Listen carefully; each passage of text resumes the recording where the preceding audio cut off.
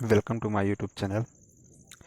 Today I will discuss internal wiring of house and multi-story building and such as colleges building, classrooms, etc. In this video I will provide some handmade notes in Hindi and English. Both students are comfortable to understand these topics. So I will discuss in Hindi language because there are more number of students are required to know only Hindi. So let's start. देखिए, अब यहाँ पे सबसे पहले आपको जानना ये ज़रूरी है कि जो इंटरनल वायरिंग होती है, जैसे आपके घर पे होगी, आप अपने घर की इंटरनल वायरिंग देखें तो उसके बारे में जानने से पहले आपको ये जानना ज़रूरी है कि ये कितने टाइप से की जाती है और हम इलेक्ट्रिकल एनर्जी को कैसे डिस्ट्रीब्यूट करते हैं। मतलब जो पावर सप्लाई आ रही है उसको हम किस तरह से डिस्ट्रीब्यूट करेंगे, उसके मेथड कौन कौन से हैं। तो फर्स्ट ऑफ ऑल यहाँ पे देखेंगे कि दो तरीके हैं इलेक्ट्रिकल एनर्जी को डिस्ट्रीब्यूट करने के। पहला तरीका है डिस्ट्रीब्यूशन बोर्ड सिस्टम के द्वारा, दूसरा तरीका है ट्री सिस्टम। तो ये दोनों मेथड हम देखेंगे बारी बारी से। तो यहाँ पे डिस्ट्रीब्यूशन बोर्ड सिस्टम एक फिगर की सहायता से हम समझाएंगे आपको, और आप देखेंगे कि एक डिस्ट्रीब्यूशन बोर्ड कितना आवश्यक होता है इलेक्ट्रिकल एनर्जी को डिस्ट्रीब्यूट करने के लिए। और इसके बाद में ट्री सिस्टम है। ठीक है, तो ट्री सिस्टम में क्या होता है कि ट्री बनाते जाते हैं। तो देखिए, इस डिस्ट्रीब्यूशन बोर्ड में मेन स्विच, मतलब सप्लाई आ गई एनर्जी मीटर के जस्ट बाद में मेन स्विच लगता है, उसके बाद में डिस्ट्रीब्यूशन बोर्ड लगाया जाता है। तो डिस्ट्रीब्यूशन बोर्ड में होता क्या है, सबसे पहले ये जानना आपको ज़रूरी है। डिस्ट्रीब्यूशन बोर्ड के अंदर कॉपर स्ट्रिप लगी होती है या ब्रास स्ट्रिप लगी होती है। इस टाइम पे ज़्यादातर ब्रास स्ट्रिप आती है या फिर जीआई स्ट्रिप भी लगाते हैं कहीं कहीं पे। जो सस्ते डिस्ट्रीब्यूशन बोर्ड आते हैं वहाँ पे जीआई स्ट्रिप यूज होती है। तो ये जानिए कि डिस्ट्रीब्यूशन बोर्ड में जितने सर्किट हमको निकालने होते हैं, मतलब जो हम आगे पढ़ेंगे अभी सर्किट हम कैसे डिसाइड करते हैं, इसके लिए नियम है कि एक सर्किट में 800 वाट से अधिक लोड नहीं होना चाहिए लाइट फैन सर्किट में, और जो पावर सर्किट होती है उसमें 3000 वाट से अधिक लोड नहीं होना चाहिए एक सर्किट में। तो इसके लिए अलग अलग सर्किट हम डिसाइड करते हैं। डिस्ट्रीब्यूशन बोर्ड से उतनी नंबर ऑफ फेज निकलते हैं और एक न्यूट्रल वायर निकलता है। तो suppose there are circuit 1, 2, 3 and 4, 3 here, 2 here and 1 here and 4 here। तो अब इसमें ये देखना है आपको कि सर्किट जितना निकलेगी उतनी ही कॉपर स्ट्रिप इसमें यूज होंगी। साथ में उसके बाद में उसके साथ एक पॉजिटिव मतलब फेज वायर के साथ में फ्यूज लगेगा और न्यूट्रल के साथ में न्यूट्रल लिंक लगेगा। ठीक है, तो ये तरीका है डिस्ट्रीब्यूट करने का एनर्जी का। आप यहाँ पे देख सकते हैं सर्किट 1 में डिस्ट्रीब्यूशन बोर्ड से ये फेज वायर आया और ये न्यूट्रल लिंक से न्यूट्रल जो बस बार है यहाँ से ये आया। तो अब यहाँ पे फेज और न्यूट्रल को हमें क्या करना है, लोड के क्रॉस में देना है। तो लोड के क्रॉस में देने से पहले हमें एक फ्यूज लगाना होता है, स्विच होती है, एक्सेट्रा। आगे चलिए देखते हैं। अगर सपोज आपके पास में मल्टी स्टोरी बिल्डिंग है और उसका आपको इंटरनल वायरिंग करना है, जैसे फ्लैट्स हो गए, तो वहाँ पे कई स्टोरी बिल्डिंग होती है, 10, 12, 14, 16, 20। तो उसके लिए क्या होता है कि पर फ्लोर के अकॉर्डिंग, मतलब floor, ground floor, first floor, second floor, third, fourth, fifth, six, seven, इसके लिए अलग अलग से हम एक मेन सप्लाई रूम बनाते हैं। वहाँ से एक मेन डिस्ट्रीब्यूशन बोर्ड होता है, फिर उसके बाद में सब डिस्ट्रीब्यूशन बोर्ड लगाते हैं। और वो सब डिस्ट्रीब्यूशन बोर्ड जो होता है हम अलग अलग फ्लोर पे ले जाके फिक्स करते हैं और वहाँ से सर्किट को डिवाइड करते हैं। तो देखिए आगे, यही चीज़ इसमें लिखा हुआ है इंग्लिश में, तो इसको आप खुद भी रीड कर सकते हैं वीडियो को पॉज करके। अब देखते हैं tree system. Another system of energy distribution is tree system. In this system mainly a main switch, after that no distribution board will be required or we have installed. So there are make a proper joint in phase wire and neutral wire with connector. कहने का मतलब ये है कि ये जो आपका tree system है इसके अंतर्गत में हमारे पास में क्या होता है कि एक फेज वायर जा रहा होता है, इससे एक न्यूट्रल वायर जा रहा होता है, और हमें जहाँ जहाँ पे सर्किट की आवश्यकता होती है, जिस फ्लोर पे आवश्यकता होगी वहाँ पे हम एक कनेक्टिंग लीड लगाएंगे। उसके बाद में वहाँ से सर्किट निकालेंगे, वहाँ सप्लाई दे देंगे। तो ये ट्री सिस्टम होता है। This system are very bad for safety point of view, because in this system many joints are present, and in this system if any fault occur there will be firing hazards. So this system will not allow to use in light fan circuit or building wiring, etc.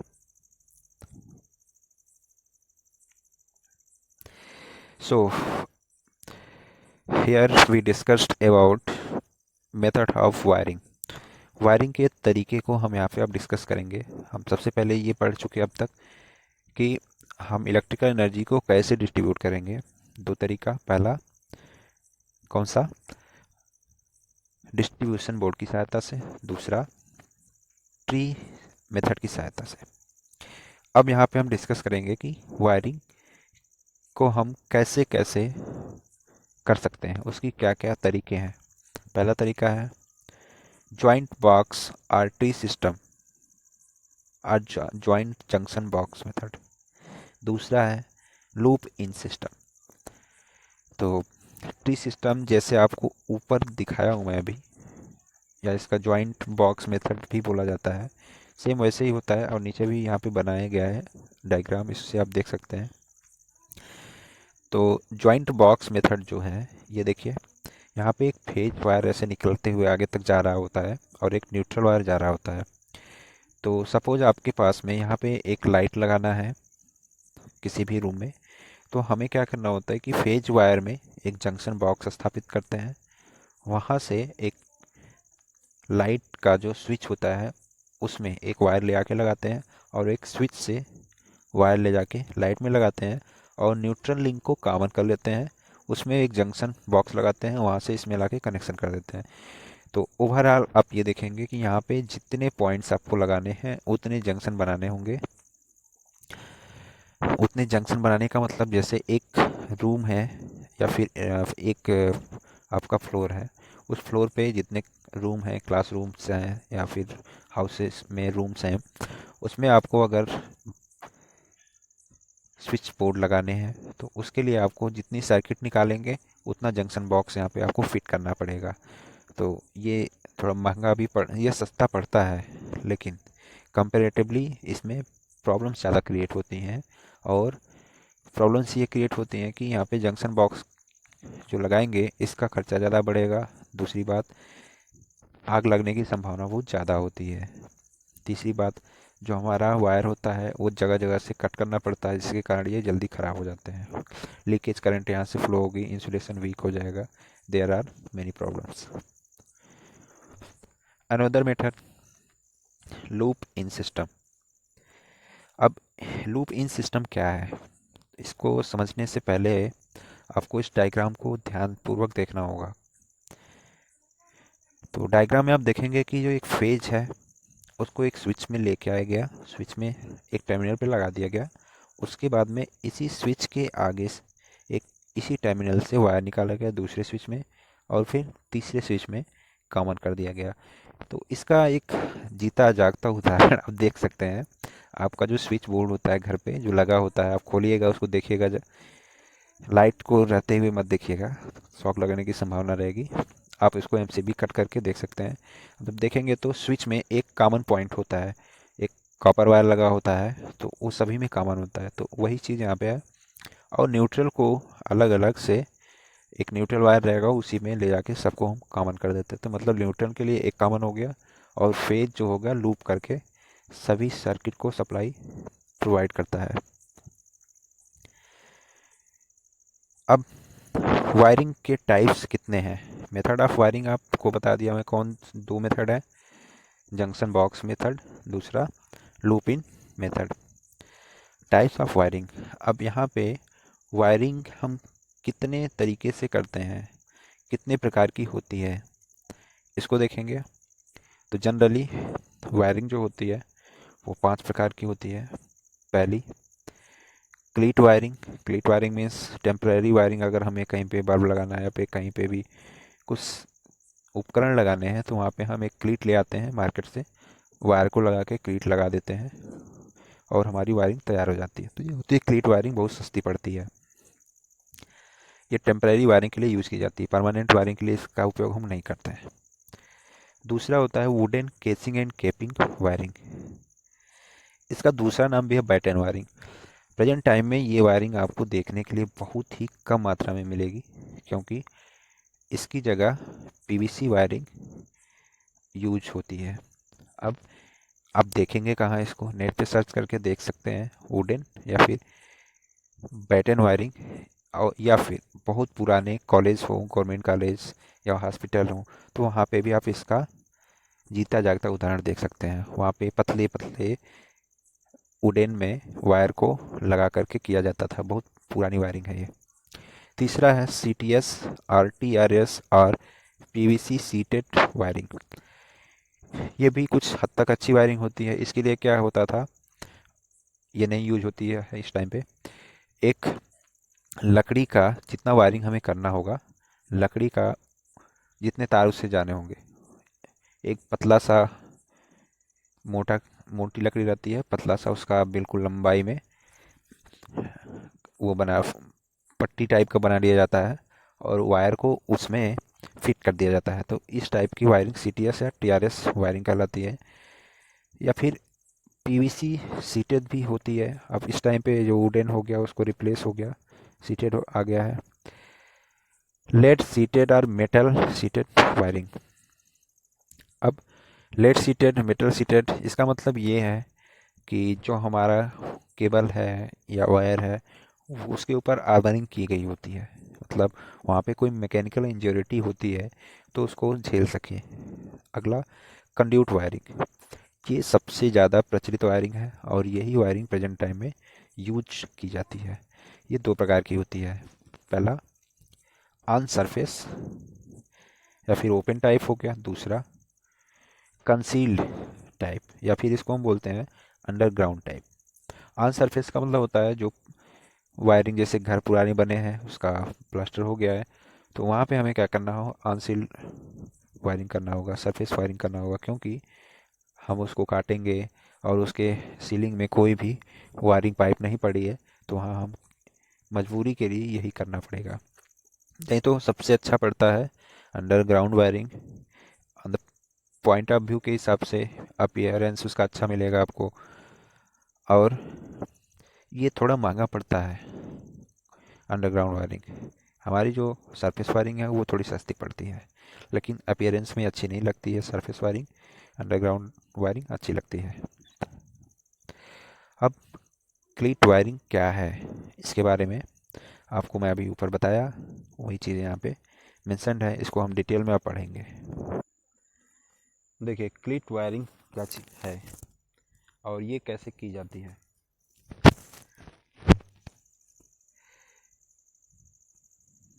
इस प्रकार की wiring में एक cable होती है, ये vulcanised iron, Indian rubber या फिर पीवीसी रबर की बनी होती है।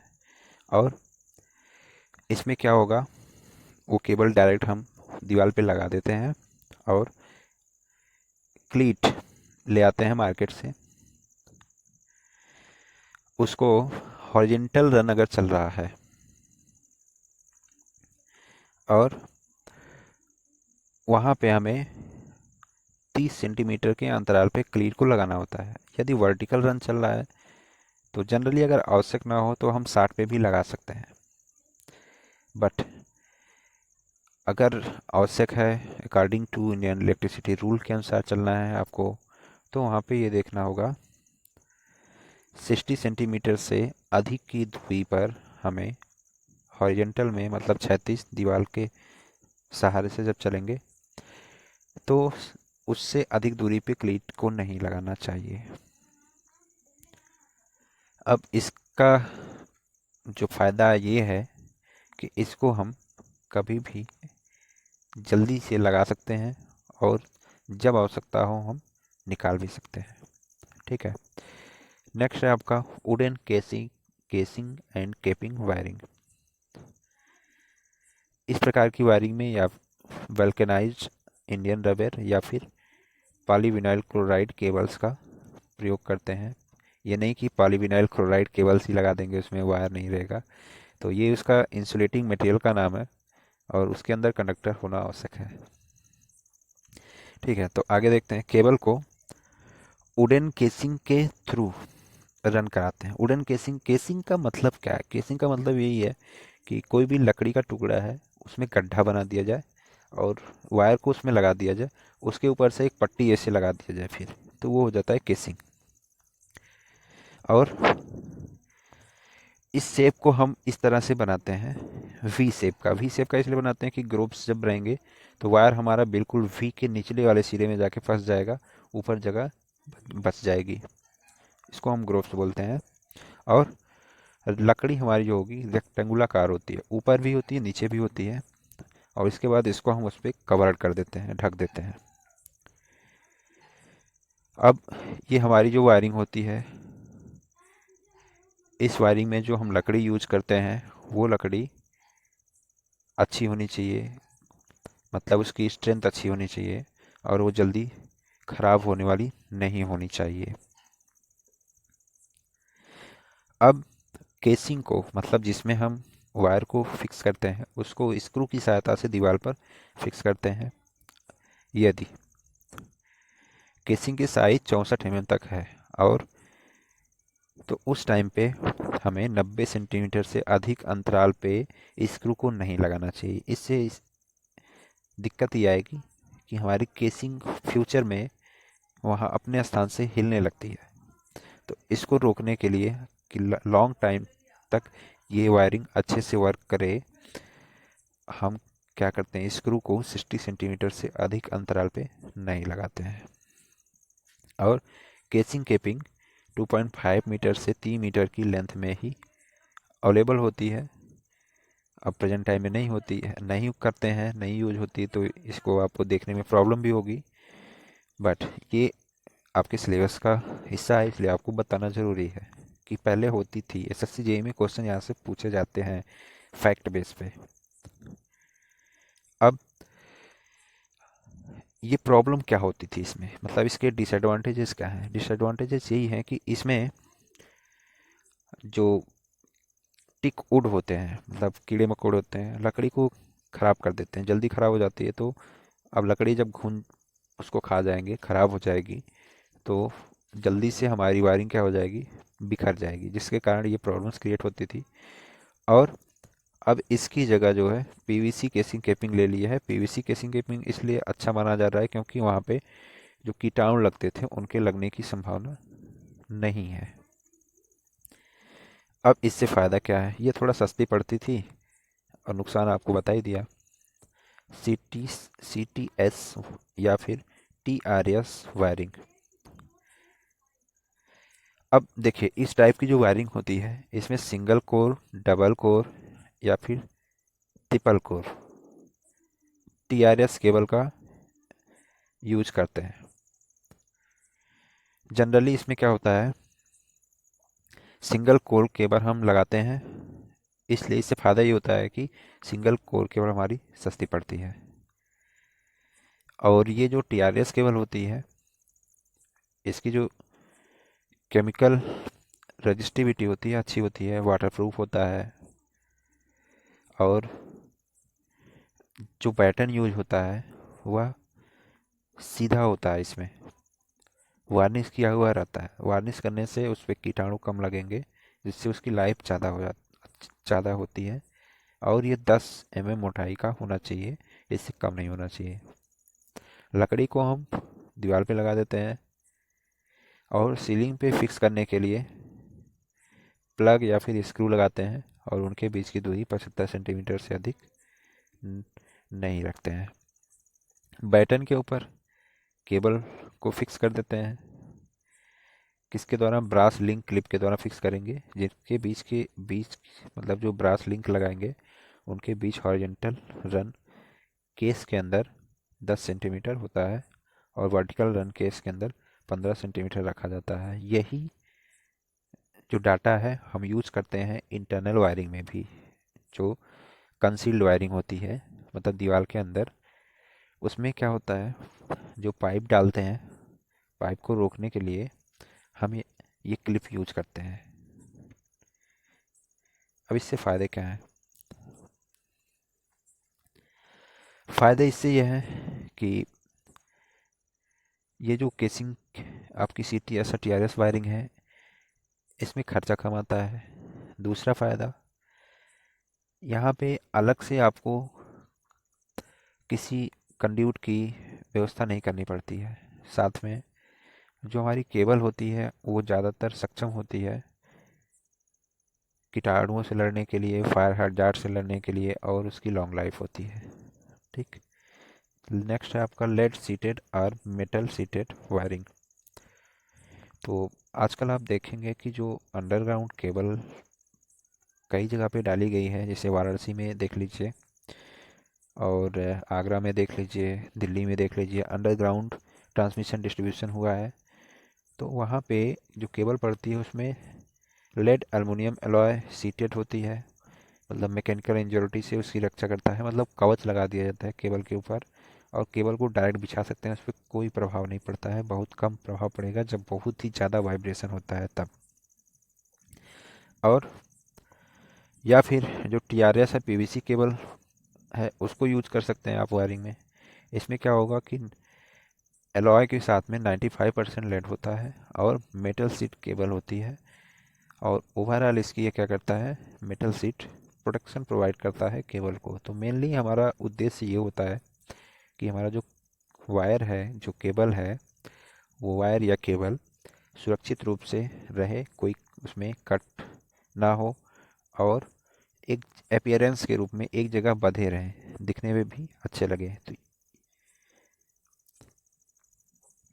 अब इसमें आपको ये ध्यान देना है कि जो क्लिप सपोर्ट के लिए लगाएंगे, हॉरिजॉन्टल रन में 22 सेंटीमीटर के अंतराल पे, और वर्टिकल रन में 35 सेंटीमीटर के अंतराल पे हम क्लिप को लगाएंगे। अब कंड्यूट वायरिंग आती है, यहाँ ये इम्पॉर्टेंट है, और यही वायरिंग आज आपको देखने को भी मिलती है।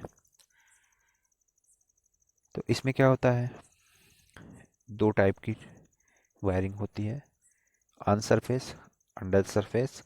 ऑन सरफेस में हम स्टील ट्यूब भी यूज कर सकते हैं, ये पावर वायरिंग में यूज होती है। ऑलरेडी मैं इस पे लेक्चर वीडियो बना के अपलोड किया हूँ, उसमें बताया हूँ।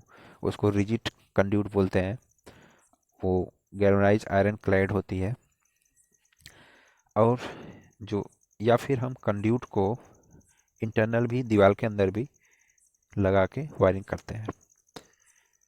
तो अब लाइट गेज की, मतलब हल्की कंड्यूट है, वहाँ पे हम PVC का यूज कर सकते हैं। आजकल हैवी साइज में भी आने लगा है PVC कंड्यूट, 19 mm, 25, 32, 38, 40 तक, तो उसका भी यूज करेंगे। बट पावर वायरिंग में हम आयरन कंड्यूट का इसलिए यूज करते हैं कि वहाँ पे जो वायर्स हैं या फिर जो करंट का कैरिंग कैपेसिटी है वो वहाँ पे ज़्यादा होती है कंडक्टर में, और जो आग लगने की संभावना वो ज़्यादा होती है। तो पीवीसी जो है ये एक प्लास्टिक होता है, अगर आग लगती है तो इससे आग भड़कने की संभावना ज़्यादा रहती है, जिसके कारण हम वहाँ पे मेटल कंड्यूट यूज करते हैं उसके पॉइंट ऑफ व्यू से। और इससे भी मेटल कंड्यूट यूज करते हैं कि फैक्ट्री है, वहाँ पे कौन सा केमिकल्स उसके इन्वायरमेंट में घूम रहा है, और कई भी उसके रीजन होते हैं।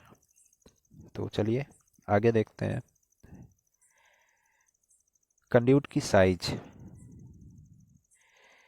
अब इसमें डायमीटर, इसका मतलब जो क्रॉस सेक्शन एरिया होता है, कोई एक आप पाइप सोचिए अपने दिमाग में, जैसे गोल पाइप हो जो आप यूज करते हैं।